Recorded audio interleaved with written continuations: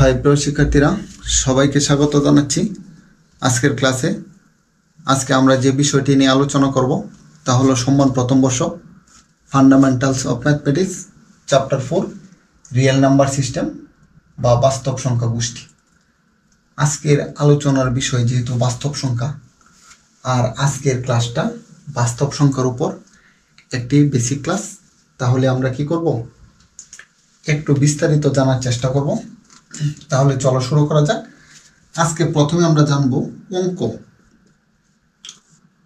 অঙ্ক কি, তারপর আমরা একটু আর কি বাস্তব সংখ্যার ভিতরে ঢুকব। ঠিক আছে?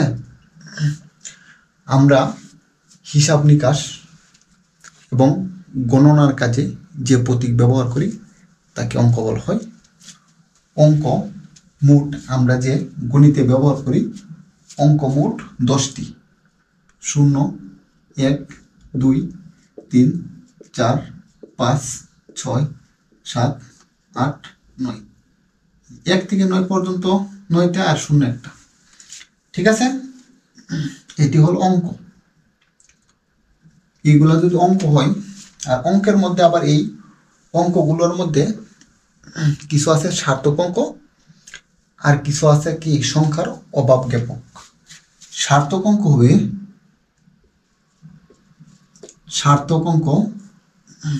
1, 2, 3, 4, 5, 6, 7, 8, 9। এইগুলাকে সার্থক অঙ্ক বলা হয়। যেমন আমি 1 বললাম, 1 এটার একটা নির্দিষ্ট মান আছে। ঠিক আছে? যেমন আমি বললাম, তুমি যদি আমার এই কাজটা করে দাও, আমি তোমাকে কত 5 টাকা দিব। মানে এখানে আমার একটা স্বার্থ আছে, মানে এটা সার্থক অঙ্ক। মানে এই অঙ্কগুলি দ্বারা কি একটি নির্দিষ্ট একটি মান বোঝায়। ঠিক আছে? আর একটি হবে সংখ্যার অভাব জ্ঞাপক অঙ্ক, নাকি জ্ঞাপক অঙ্ক। আর এটা শুধু একটা শূন্য। আর শূন্য কি সংখ্যা অভাব জ্ঞাপক মানকে শূন্য বলা হয়। আর শূন্যের আবিষ্কারক কি জানো? আর্যভট্ট, ভারতীয় গণিতবিদ। আর এটা শূন্যকে আবিষ্কার করছে উনি 650।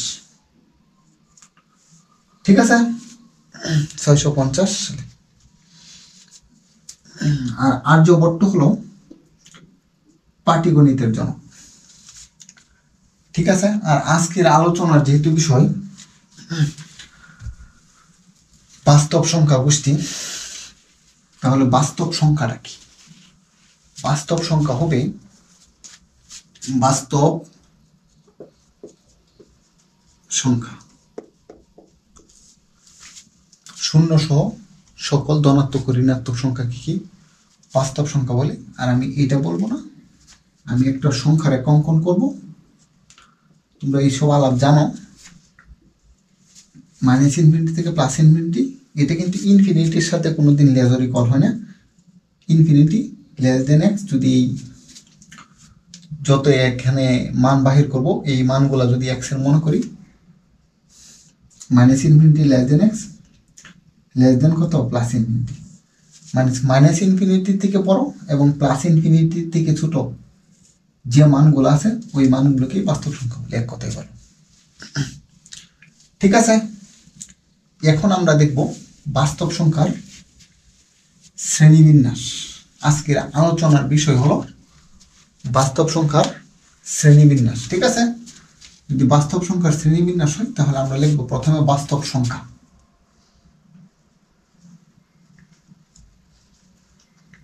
বাস্তব সংখ্যা। আগে কি করে আমি প্রথমে শ্রেণীবিন্যাসটা অঙ্কন করি, তারপরে এগুলা বিস্তারিত বলবো, নাকি?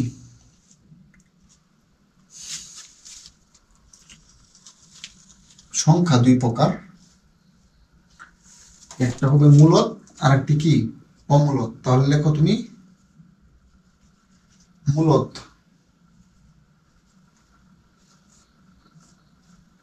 ঠিক আছে? আর একটি হবে অমূলদ। অমূলদ সংখ্যা তো লেখলাম, বাস্তব সংখ্যা তাই আর লিখতেছি না। আর অমূলদের শুধু জাস্ট একটি পার্ট আছে, অমূলদের শুধু আর একটি অংশ আছে, অসীম অনাবৃত দশমিক। তুমি এটা লিখে নাও, তাহলে শেষ হয়ে যাবে। অসীম অনাবৃত দশমিক। ঠিক আছে, তাহলে এটা তোমার অমূলদের কাজ শেষ। এখন আমরা কি করব, মূলদের শুরু হবে, কাজ শুরু হবে। মূলদ সংখ্যা আবার কত, দুই প্রকার। মূলদ সংখ্যা আবার দুই প্রকার, কি? একটি পূর্ণ সংখ্যা আর একটি কি, একটি পূর্ণ সংখ্যা হবে আর একটি কত, ভগ্নাংশ হবে নাকি? একটি পূর্ণ সংখ্যা, পূর্ণ সংখ্যা আর একটি ভগ্নাংশ।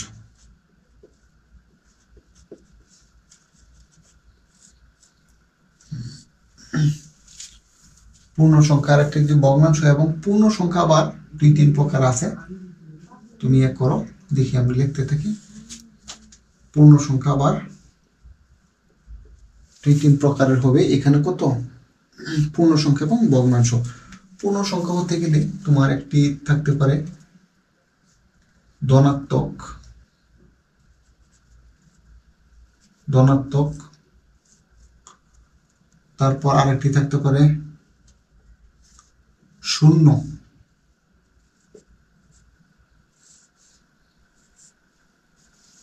ঠিক আছে? তারপর আরেকটি থাকতে পারে ঋণাত্মক।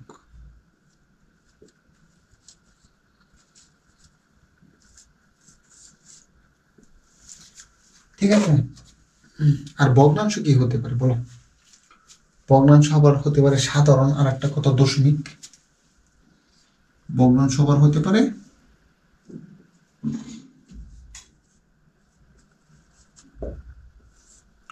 সাধারণ, আর একটি হতে পারে কত, দশমিক। আর এখানে যে ধনাত্মক সংখ্যাটা আছে, ধনাত্মক সংখ্যার আবার আছে, ধনাত্মকের মধ্যে আছে তোমার মৌলিক,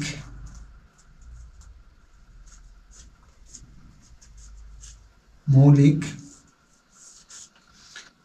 তারপর আছে এখানে 1, আর এটাকে সমমৌলিক তুমি বলতে পারো। আর একটা আছে কত, অমৌলিক। লেখো লেখো, যৌগিক লেখো, অমৌলিক, মৌলিক, অমৌলিক।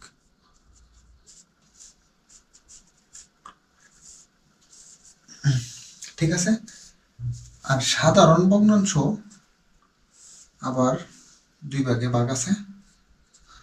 সাধারণ ভগ্নাংশ কি, প্রকৃত, আর একটি হবে অপকৃত। প্রকৃত একটা, অপকৃত। আর অপকৃত থেকে আরেকটা আসে, এটা মিশ্র। ঠিক আছে, আর এখানে আরেকটা বিষয় রয়ে গেছে, কত, দশমিক। দশমিক ভগ্নাংশ আবার দুই ভাগে ভাগ করা যায়। একটা হবে কত, সসীম, সসীম, আর একটা কত হবে, অসীম আবৃত।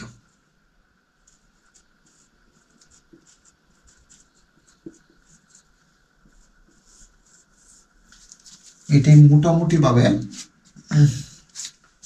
বাস্তব সংখ্যার কি শ্রেণীবিন্যাস। এখন আমরা এটার বিস্তারিত একটু দেখব। বাস্তব সংখ্যা, বাস্তব সংখ্যা হচ্ছে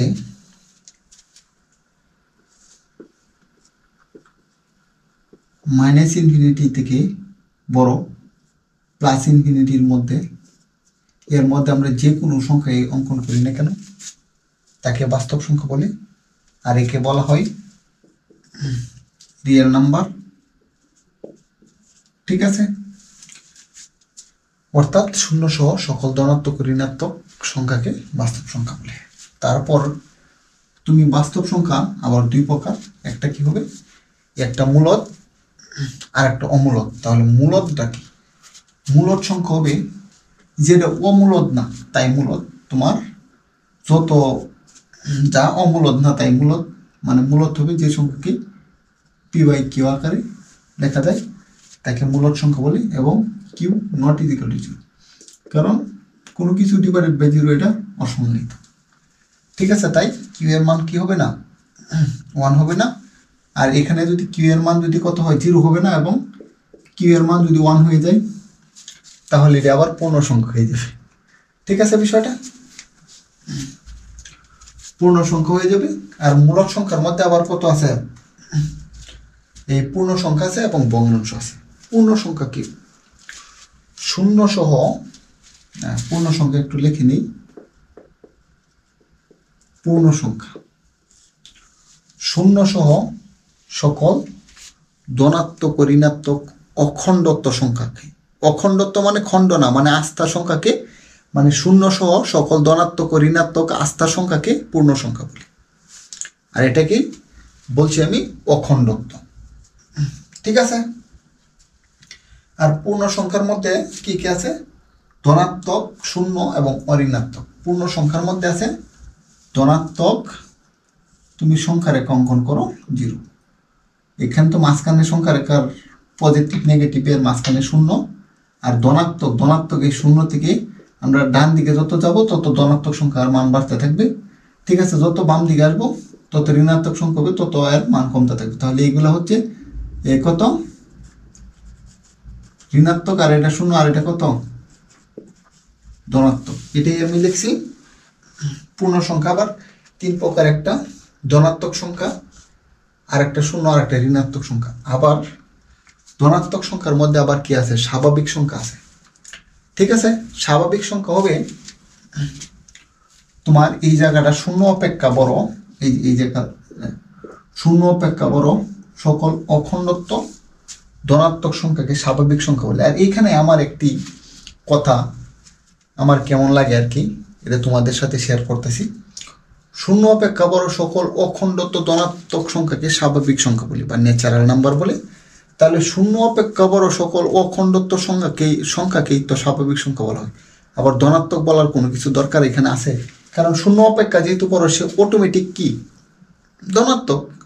তাহলে এটা কি বলার দরকার আছে, শূন্য অপেক্ষা বড় সকল অখণ্ডত্ব ধনাত্মক সংখ্যাকে স্বাভাবিক সংখ্যা বলে। আর স্বাভাবিক সংখ্যাকে প্রকাশ করা হয় কত, এর দ্বারা। আমি বলতে চাই শূন্য অপেক্ষা বড় সকল অখণ্ডত্ব সংখ্যাকে স্বাভাবিক সংখ্যা বলি।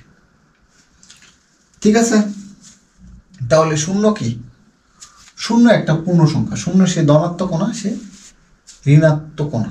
তবে এটা যদি তুমি বলো 0 1 2 3 ডট ডট, এটা কোন সংখ্যার দ্বারা, এটা তুমি লিখতে পারবা এটা অঋণাত্মক সংখ্যার দ্বারা। ঠিক আছে, অঋণাত্মক সংখ্যার দ্বারা। আর ঋণাত্মক তো শূন্য অপেক্ষা ছোট সংখ্যায় হবে তোমার অঋণাত্মক। ঠিক আছে, এগুলো তোমরা আগে থেকে জানো। তারপরে যেহেতু এই চ্যাপ্টারের প্রথম আজকে ক্লাস, বেসিক ক্লাস, তাই আমি এগুলো একটু বলার চেষ্টা করতেছি। তো এটা গেল না। তারপর ভগ্নাংশ। ভগ্নাংশ হচ্ছে পি বাই কিউ আকারের সংখ্যাকে ভগ্নাংশ বলে, যেখানে কিউ নট ইজিক্যাল টু 1। দেখো মানে যেমন আমি 5 লিখলাম, 5/1, এটা তো পূর্ণ সংখ্যায় হয়ে গেল। তাই আমি কি করব, 1 যদি না বসাই আমি 5/2। ঠিক আছে, তাহলে সে ভগ্নাংশ। আর ভগ্নাংশ আবার কত প্রকার, সাধারণ ভগ্নাংশ আর একটা দশমিক ভগ্নাংশ।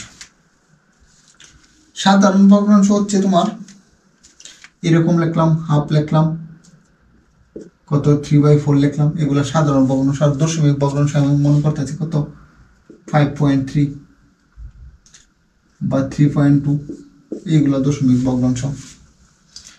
ঠিক আছে, তারপর আমি ধনাত্মক সংখ্যা নিয়ে বলবো, তারপরে এই দিকে আসি নাকি। এখন হচ্ছে ধনাত্মক সংখ্যা আবার তোমার কত 3 প্রকার, একটা মৌলিক, আর একটা 1, আর একটা কত অমৌলিক। তাহলে মৌলিক সংখ্যা কি? আমরা জানি যে সংখ্যাকে 1 এবং ওই সংখ্যা ছাড়া অন্য কোনো সংখ্যা দ্বারা কি করা যায় না, ভাগ করা যায় না। আর ভাগ করলে এর ভাগশেষ কি হবে? ভাগ করা যায় না। আর যদি ভাগ করি এর ভাগশেষ কি হবে না, শূন্য হবে না। এটাই মৌলিক সংখ্যা। আর আমি বলবো যে সংখ্যার উৎপাদক দুইটা তাকে মৌলিক সংখ্যা বলে। যে সংখ্যার উৎপাদক দুইটা তাকে মৌলিক সংখ্যা বলে। যেমন 2 এর উৎপাদক কত 1 2, 3 এর উৎপাদক কত 1 3, ঠিক আছে। 4 এর উৎপাদক কত 1 2 4, 5 এর উৎপাদক কত 1 1 5, 6 এর উৎপাদক কত 1 2 3 1, ইংলিশে লিখতেছি 1 1 2 3 6, 7 এর উৎপাদক কত 1 7। আমি বলছি যে সংখ্যার উৎপাদক দুইটা তাকে মৌলিক সংখ্যা বলে, এক কথায় বলা, ঠিক আছে। তাহলে 1 মৌলিক না, কারণ 1 এর উৎপাদক একটা। আর মৌলিক সংখ্যা সবচাইতে ছোট মৌলিক সংখ্যা হচ্ছে 2, আর এটা একটা জোড় সংখ্যা। আর যত মৌলিক সংখ্যা আছে সব বেজোড়, শুধু 2 সবচাইতে ছোট প্লাস সে কি জোড়, এছাড়া যত মৌলিক সংখ্যা আছে সব বেজোড়, ঠিক আছে বিষয়টা। আর 1 কে আবার অনেকেই সহমৌলিক সংখ্যা বলে। তাহলে সহমৌলিক সংখ্যাটা কত? সহমৌলিক সংখ্যা হবে, আমি লিখলাম 2 3, দুইটি সংখ্যার 1 2 আর 3 এর ক্ষেত্রে হবে 1 2 1 3। দুইটি সংখ্যাকে পরস্পরের সহমৌলিক সংখ্যা যদি বলা যায়, আর ওদের মধ্যে এক ছাড়াই ওদের উৎপাদক, ওদের মধ্যে তো কোনো মিল থাকবে না, এবং ওদের উৎপাদকগুলোর মধ্যে কি এক ছাড়ার কোনো কিছু মিল থাকবে না, তাহলে কি হবে? পরস্পরের সহমৌলিক সংখ্যা হবে। যেমন এখানে 2 এবং 3 পরস্পরের সহমৌলিক সংখ্যা, কারণ এখানে 1 ছাড়া কোনো কিছু ওদের মধ্যে কি উৎপাদক মিল নেই। এখন অনেকের প্রশ্ন হইতে পারে, সহমৌলিক সংখ্যা হওয়ার জন্য কি দুইটা মৌলিক সংখ্যা হওয়া জরুরি? অবশ্যই না। কারণ এখানে আমি কত লিখলাম 2 লিখলাম, 2 তো একটা মৌলিক সংখ্যা, এবং 9 লিখলাম আরেকটা। 2 এবং 9 দেখো তো, 2 এর উৎপাদক কত 1 2, 9 এর উৎপাদক কত 1 3 9। দেখো 1 ছাড়া কোনো এদের মধ্যে উৎপাদক কি মিল নেই। তাই সমৌলিক সংখ্যা হওয়ার জন্য দুইটা মৌলিক সংখ্যা হতে হবে, এরকম কোনো বাধ্যবাধকতা নেই। যদি দুইটা মৌলিক সংখ্যা হয় তাহলে শিওর সহমৌলিক সংখ্যা, কিন্তু যৌগিক অমৌলিক, একটা মৌলিক আর একটা অমৌলিক সংখ্যা হলেও কি হবে? সহমৌলিক সংখ্যা হবে। তারপর অমৌলিক সংখ্যা মানে যে মৌলিক না, মানে আমি মৌলিক সংখ্যার ক্ষেত্রে বলছি কি যার উৎপাদক কয়টি 2টি তাকে মৌলিক সংখ্যা বলে। আর অমৌলিক মানে 2টি না, কমপক্ষে 2 বা 2 এর অধিক থাকবে। যেমন আমি 4 লিখলাম, 4 এর উৎপাদক কত 1 2 4, যা মৌলিক না তাই অমৌলিক, এক কথাই বলে, ঠিক আছে। তারপর আমি সাধারণ ভগ্নাংশের ক্ষেত্রে আসছিলাম। সাধারণ ভগ্নাংশ হবে প্রকৃত আর একটা অপ্রকৃত। প্রকৃত ভগ্নাংশ কি? প্রকৃত ভগ্নাংশ হবে এমন একটি ভগ্নাংশ, উপরেরটাকে ভগ্নাংশের কত বলে? লব, আর নিচেরটাকে হর বলি। যে ভগ্নাংশের লব অপেক্ষা হর বড় তাকে প্রকৃত ভগ্নাংশ বলে, যেমন হাফ। আর অপ্রকৃত, তাহলে যে ভগ্নাংশে কি হবে? লব অপেক্ষা হর কি হবে? হর ছোট হবে, তাকে কি বলে? অপ্রকৃত ভগ্নাংশ বলে। আবার অপ্রকৃত থেকে আবার মিশ্র ভগ্নাংশ হয়, যেমন এখানে 3/2, 3/2 এর ইচ্ছা করলে আমরা দুই করতাম, ভাগ করতাম 2 একে 2, ইংলিশে যেহেতু লিখছি, তাহলে কত? 1 সমস্ত 2 ভাগের 1, ঠিক আছে না বিষয়টা? যেহেতু এটা হর অপেক্ষা লব বড়, তাহলে একবার তো কমপক্ষে ভাগ করা যাবেই। আর মিশ্র ভগ্নাংশটা হবে একটি পূর্ণ সংখ্যার সাথে যদি একটা কি প্রকৃত ভগ্নাংশ কি গুণাকারে থাকে, এটা একটা প্রকৃত ভগ্নাংশ আর একটা পূর্ণ সংখ্যা। পূর্ণ সংখ্যার সাথে যদি একটা কি প্রকৃত ভগ্নাংশ গুণাকারে থাকে, তাহলে তাকে কি বলবো? মিশ্র ভগ্নাংশ বলবো। তারপর দশমিক ভগ্নাংশ। দশমিক ভগ্নাংশ হবে এমন সসীম আর একটা অসীম। ঠিক আছে, অসীম এবং আবৃত। অসীম এবং আবৃত যদি হয়, আমি 3 কে 2 দ্বারা ভাগ করলাম 1.5। ঠিক আছে, মানে যে ভগ্নাংশের দশমিকের পরের সংখ্যা কি গণে শেষ করা যাবে তাকে সসীম ভগ্নাংশ বলে। ঠিক আছে, যে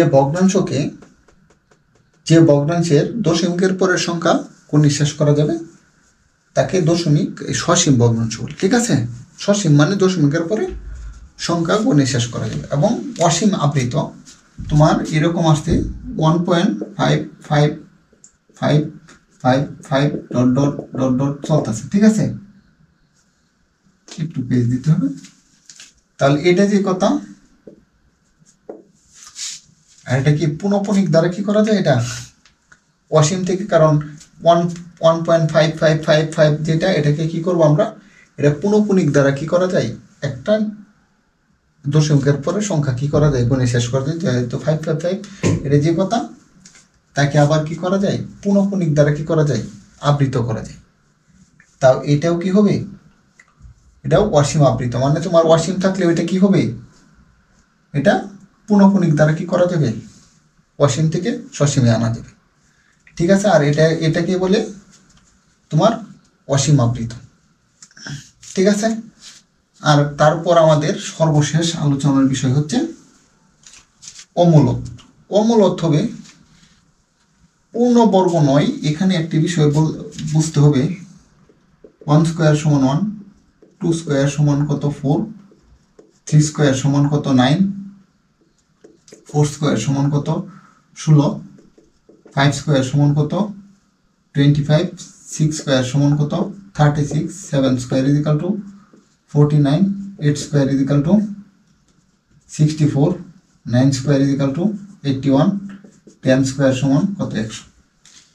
এই যে কত 4, কারণ একের বর্গমূল করলে যেটা না করলে এটা 4, 9, 16, 25, 36, 49, 64, 81, 100 এরকম ডট ডট চলতে থাকবে। এই সংখ্যাকে যদি তুমি কি করো, রুটের ভিতর বড় মনে করো 81 বললাম, তাহলে 81-কে 9 স্কোয়ার লেখা যায়। যেহেতু রুটের পাওয়ার কত, রুটের পাওয়ার হাফ, এই পাওয়ার আর এই যে হাফে কাটা যাবে, তাহলে 9 বাইরে গেছে। ঠিক আছে, তাই পূর্ণবর্গ নয় এরকম যে কোনো সংখ্যাকে যদি কি করি আমরা রুটের ভিতর কি করি, রুটের ভিতর ভরতে পারি, তাহলে সে কি হবে? অমূলত সংখ্যা হবে। ঠিক আছে, আর অমূলত সংখ্যা হবে। তাও আরও এখানে আরও অনেক কথা আছে। এই কথাটা হচ্ছে, যদি অমূলত হয়, আর অমূলত আর মূলত চিনার আরও অনেক হিসাব আছে এখানে, আমি ওইটা বলতেছি। যদি পূর্ণবর্গ নয় যে কোনো সংখ্যাকে যদি কি করি রুটের ভিতর করি, তাহলে সে কি হবে? অমূলত সংখ্যা হবে। অমূলত যেমন 2 একটা পূর্ণবর্গ সংখ্যা নয়, তাহলে কত 1.414232 এরকম চলতে থাকবে। দেখো দশমিকের পরে কি যে সংখ্যাগুলো আসবে, এই সংখ্যাগুলো আবার এলোমেলো থাকবে, কোনো সিরিয়াল মেনটেন করবে না। ঠিক আছে, এটা কি হবে? অমূলত হবে। আর একটা আমি যে কোনো একটা মান লিখলাম কত 1.555, আর এটাও দশমিকের পরে যদি আমরা কি করি সংখ্যা গণে শেষ করতেও না পারি, তারপরে কি হয়ে যাবে?